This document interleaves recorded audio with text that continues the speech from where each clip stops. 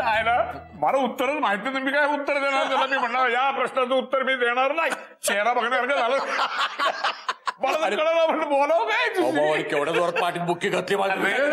नाटक होतं ते. पण आपण आयुष्यामध्ये एक चांगलं काम केलं माझं. तू खरं डोक्यात कल्पना दे ना. आणि तुला तू काय करते इथं? अरे चहा आणलं, चांगली मुलगी जा. त्या प्रधानाचा चेहरा बघण्यासारखं झाला होता.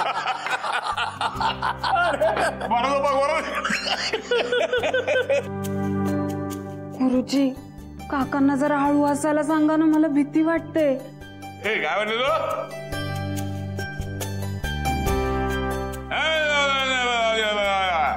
काय दत्ता भाऊ रडल ती. काय झालं सांगा की. राजा मला म्हणला का आपला ओम कुठेतरी पोरगी घेऊन डिनरला चाललाय. प्रॉब्लेम असं झाला त्याचा तो प्रधान साहेब चालला होता त्याला मुंबईला घेऊन. हा म्हणला काही करून त्याचा मुंबईला जायचा प्रोग्राम कॅन्सल झाला पाहिजे. काय करू म्हणलं डोकं चालणार माझं. मी धरला म्हाताऱ्याला, आपला अण्णा कामात बाहेरचा, त्याला धरला. त्याला म्हणलं ऑफिसला फोन लाव. त्याला सांग म्हणलं रांजा भयंकर आजारी, ताबडतोब घरी निघून ये. धाप लागली म्हणलं रांजाला. झालं त्याचं मुंबई जाण्याचं कॅन्सल झालं. लोचा असं झाला तो प्रधान जे आयला रांजाला बघायला घरी येऊन बसला. आणि मग काय मग आता हे इकडं धापा टाकतंय आणि मी आपल्या देशी बोलतोय. करायचं काय. पण हे धापा टाकता साधारण गप नाही बसले. लगेच SMS केला मला तिथनं. No doctor emergency, drama fail. अरे म्हणलं येड्या, मी असताना ड्रामा फेल व्हायचं कारणच काय. मुद्दा काय, प्रेमात आणि युद्धात सगळं माफ असतं. काय बोल कोण पडलं प्रेमात. नाही तसं काय नाही. सांग एवढं काय प्रेमात कोण पडले. नाही म्हणजे कसं भाऊ अजून तसं काही कन्फर्म नाही आहे. म्हणजे तसं काय अजून नाटकं करू नको. तसं काय करतोय. कोण प्रेमात पडले भाऊ. ते बघा म्हणजे हे आता मी तुम्हाला सांगितलं असं तुम्ही ओम्याला सांगू नका, नाहीतर माझं काही खरं नाही. डरने का काम नाही समजा घ्या. हम किसी को डरते नाही आहे. फालतू बडबड बंद कर. कोण प्रेमात पडले तेवढं सांग मला. ओम्या आपला ओम्या म्हणजे ज्या पोरगे सध्या डिनरला घेऊन चाललं तिच्याबद्दल बोलतो तू. हो पण बोलायला नाही कुठं. नाही बोलत. दिले शब्द दिला तुला. नाव काय तिचं.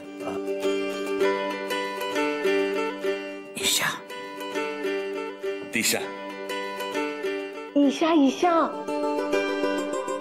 जोरात हसून आजकाल यांनाच कमी ऐकू येतं वाटतं. काय म्हणली तू. दिशा नाव नाही तिचं, ईशा नाव आहे. कमी ऐकलं तर काय पोरगी कशी मला सांग. नाव तरी चांगलं आहे राव. पण म्हणजे ओमला शोभेल अशी. आणि आता असे मस्त एकमेकाला असे घास बरोबर बसले असतील. ईशा.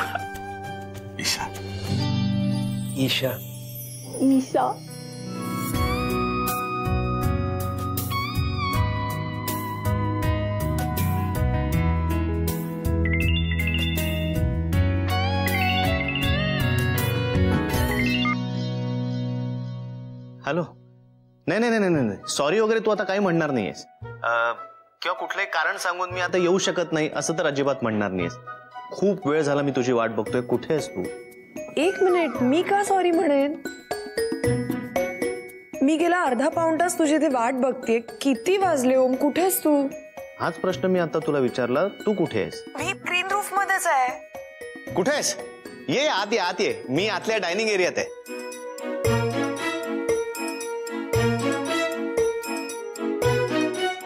एसी का नॉन एसीत बसलास तू. Come on AC. आता मी तुला काय बुर्जी पाव खायला घालणार आहे का. हो पण मग मी पण एसी मध्येच बसली आहे.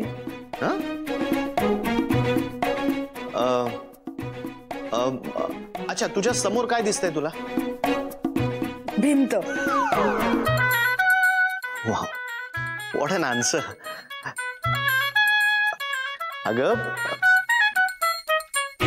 अगं समोर भिंत आहे पण समोरच्या भिंतीवर एखादं असं पेंटिंग आहे का. एका बाईचं हातात द्राक्ष किंवा काय सफरचंद का काहीतरी अशी फळं. हो आहे. अंगूर घेतलेली बाई आहे यार. आहे माझ्याही समोर आहे. How is it possible? अरे तू कुठे आहेस ओम? मी खूप वेळ वाट पाहते आता आणि मला आता इरिटेट झालंय. बर मी माझा हात दिसतोय का? मी दिसतोय का तुला? ओम मला काहीही दिसत नाहीये. एक मिनिट. तू कुठल्या रंगाचा ड्रेस घातलायस? फारच बेसिक चाललंय आपलं नाही, म्हणजे इतकी आपल्यात ओळख नाहीये की मी कुठल्या रंगाचा ड्रेस घातलाय त्यावरून तू मला ओळखणार आहेस. दिस इज अमेझिंग. काय चाललंय?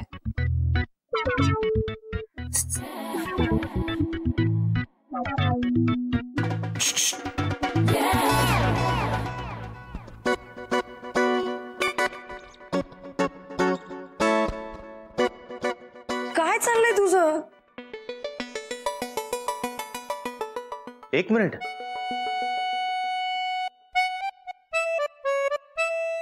तू ग्रीन रूफ मध्ये आहेस? कुठे? कुठे? आय मीन कुठल्या एरियात? कुठल्या एरियात म्हणजे काय? कोरेगाव पार्क. तू अगं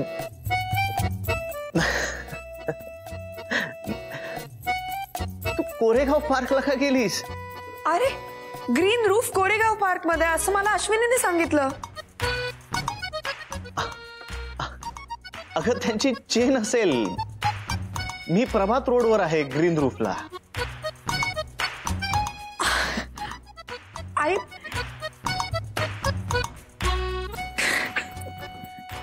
तू मला नीट सांगितलंच नाहीस कुठे यायचंय ते. मी इथे शोधत आले. मी तुला आधीच सांगितलं होतं की मला पुण्यातली फार काही माहिती नाहीये. Okay sorry. नेव्हरदलेस आपल्या दोघांकडेही गाड्या आहेत आणि पुण्यातनं एका टोकावरनं दुसऱ्या टोकावर जायला फार तर अर्धा ते पाऊण तास लागतो. आपण भेटूच. हॅलो. अरे प्रभात रोडवर कुठे एक्झॅक्ट? ओम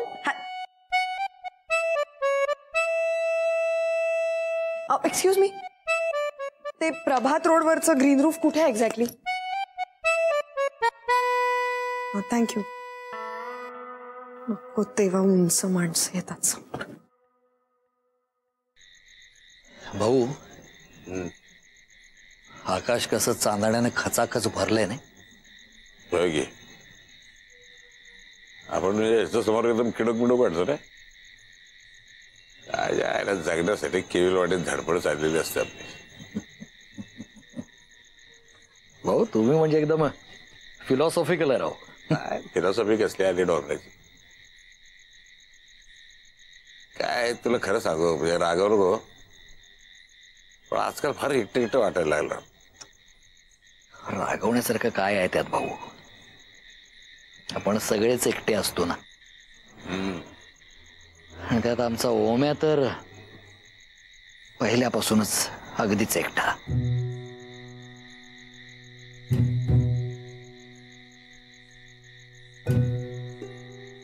पोरग तर एकदम साधं सरळ आहे राव. त्या हसण्यावरच कळतं ना. काय करतात का आई वडील आहेत कुठे त्याचे? डिवोर्स झालाय भाऊ त्यांचा. ओम्याचा बाप म्हणजे माझा मोठा भाऊ एक नंबरचा नालायक. मोठ्या पोस्टची नोकरी आणि परदेशात नेहमी येणं जाणं. त्यात बाहेर कुठल्या तरी बाईबरोबर लफडं केलं आणि वहिनी कोसळलीच. माझ्याजवळ येऊन तासन तास रडत बसायची भाऊ ती. आपल्यावर जाम जीव होता तिचा. तिनं ओम्याच्या बाबाला स्पष्ट सांगितलं, जोपर्यंत तुझे त्या बाईबरोबर संबंध आहेत तोपर्यंत मी या घरामध्ये पाऊल टाकणार नाही. त्यानंतर ती बाई घराबाहेर पडली ती कायमचीच. आपण छान स्वाभिमानी बाई. बाहेर पडल्यावर MBA केलं, ते बिझनेस कन्सल्टन्सी केली, शिक्षण क्षेत्रात काय बरंच काय काम केलं भाऊ. त्यानंतर मग होम्याचा बाप पण त्या बाईला घेऊन परदेशात सेटल झाला. दोघेही अगदी आपल्या आयुष्यात मस्त मनाप्रमाणे सेट झाले. पण माझा ओम्या मात्र एकटा पडला. अरे भाऊ, आपण पडलो हे असे नालायक आपल्याच धुंदीत जगणारे. काही करू शकलो नाही हो त्याच्यासाठी. केलं तर काय, कधी एखादं लॉलीपॉप दिलं किंवा माकड चेष्टा करण्याशिवाय दुसरा कसलाच आधार नाही देऊ शकलो त्याला. अरे पण येड्या, माकड चेष्टा करायला पण पाहिजे ना कोणतरी. हो, मला माझ्याशिवाय जवळचा सख्खा असा कोणीच नाहीये. एकदम साधा होतो, सतत प्रत्येकाच्या मदतीला तयार, आणि म्हणूनच काळजी वाटते त्याची. असं वाटतं की त्याची पण एक छान अशी फॅमिली असावी. पण ही जी कोणी ईशा नावाची मुलगी आहे ना, असं वाटतं की यावी ती त्याच्या आयुष्यामध्ये, त्याचं आयुष्यच बदलून जाईल. आणि भाऊ, होम्याला सुखी बघण्यासाठी आपण काय वाटेल ते करायला तयार आहे बरं का. डरणे का नाही, अरे आपण तरी साथ आहे ना, डरणे का नाही. अरे बघ, जास्त इमोशनल होऊ नको. आपलं कॅरेक्टर तसलं नाहीये. कळलं तुला? काय कळलं? चालणार बघ, चालणार.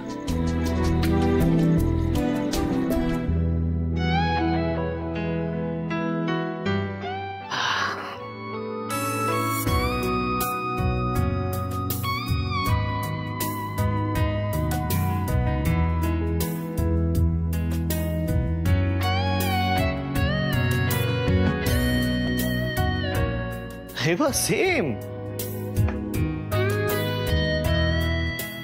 हे कुठे गेली?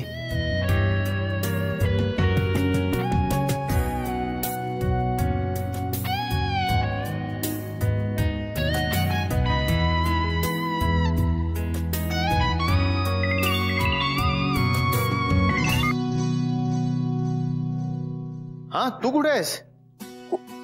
कुठे आहेस म्हणजे मी आले प्रभात रोडला. तू कुठे आहेस? नाही नाही नाही नाही नाही नाही, हो हो, नाही नाही नाही नाही नाही. म्हणजे तू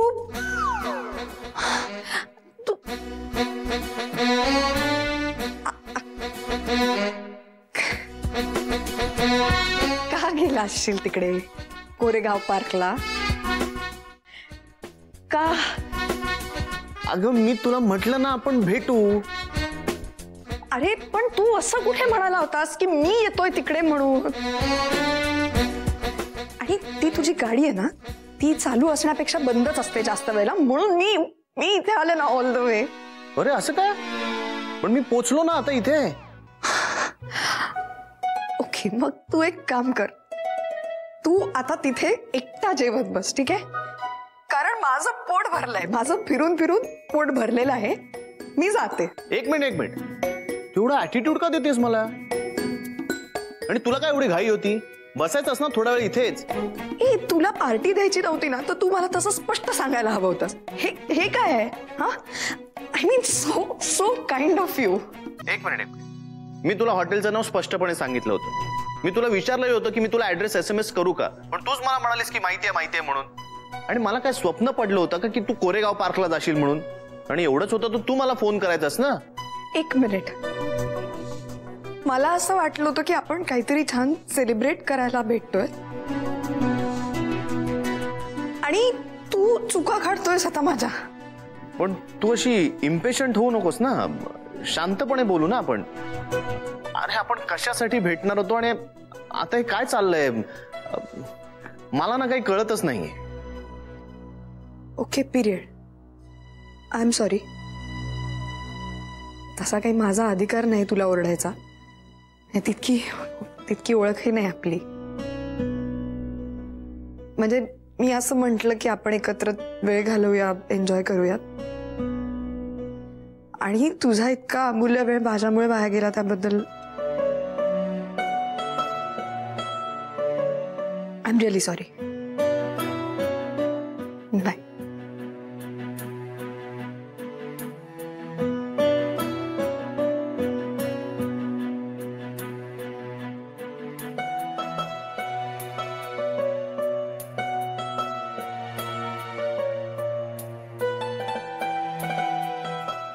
एक्सक्यूज मी, क्या चाहिए?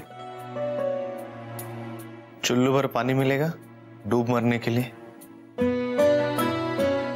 सॉरी.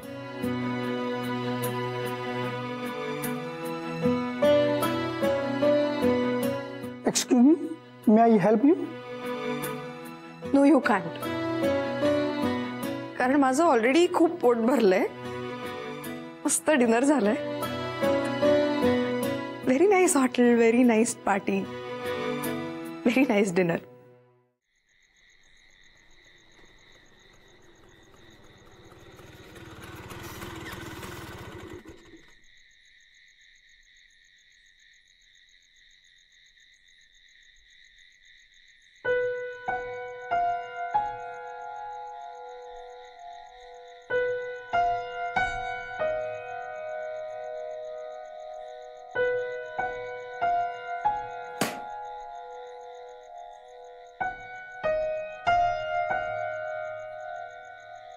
ईशा,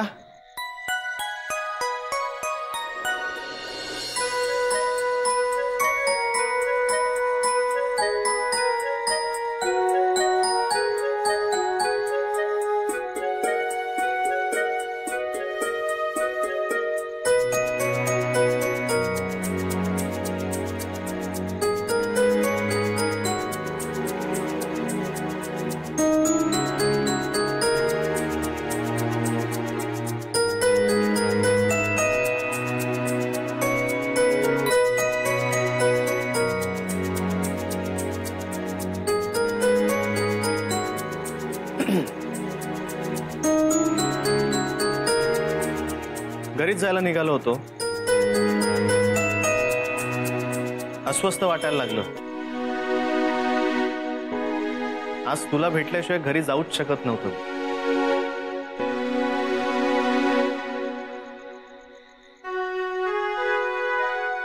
मी आता इथे आल्यामुळे तुला जर त्रास झाला असेल तर मला सांग. मी लगेच जातो.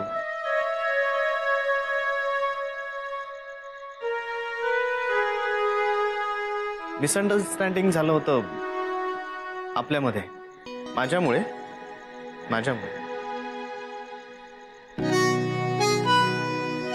रागवू नकोस ना प्लीज.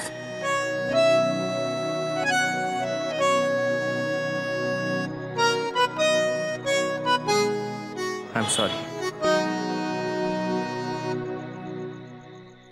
खरंच सॉरी.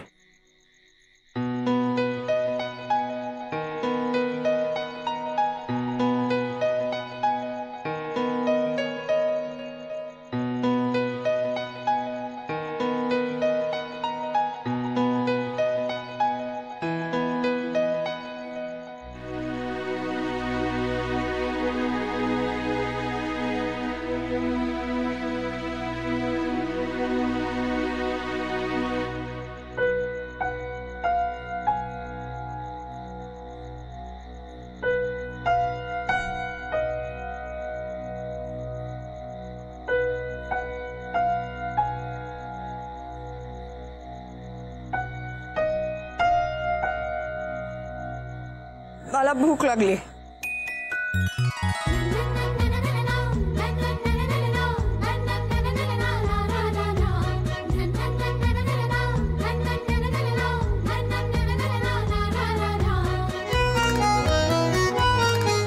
कुठे जायचं?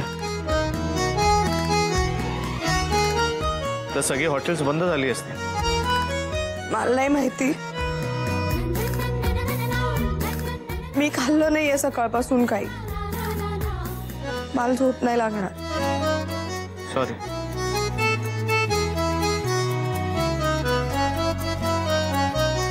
चल चल.